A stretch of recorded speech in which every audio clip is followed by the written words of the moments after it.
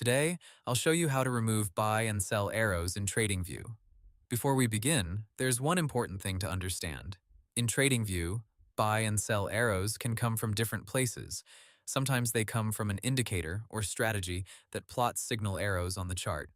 Other times, people mean the buy and sell trading buttons on the chart itself, so the fix depends on which one you want to hide. TradingView's help pages separate indicator controls from chart trading buttons, and the indicator controls appear in the chart legend when you move your cursor over the title area. Let's start with signal arrows from an indicator or strategy.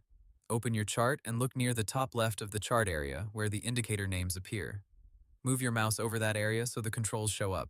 TradingView says the hide, settings, and remove options appear automatically when you hover over the title bar. If the buy and sell arrows are coming from that indicator, click the eye icon to hide it, or click the trash icon to remove it completely. That is usually the fastest fix. If you still want to keep the indicator, but only remove the arrows, click the settings gear for that indicator. Many TradingView scripts include options like show buy/sell arrows or show signals, and you can simply turn those off while keeping the rest of the indicator active.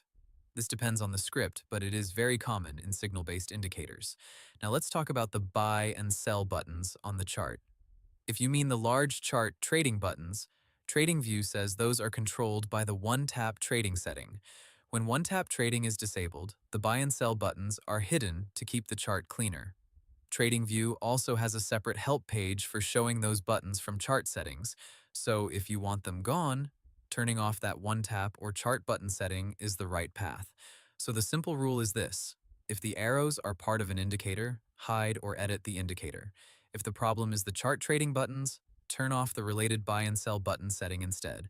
Once you know which one you're looking at, removing them is much easier. And that's how to remove buy and sell arrows in TradingView. Hope the tutorial was helpful. Subscribe to my channel and see you in the next video.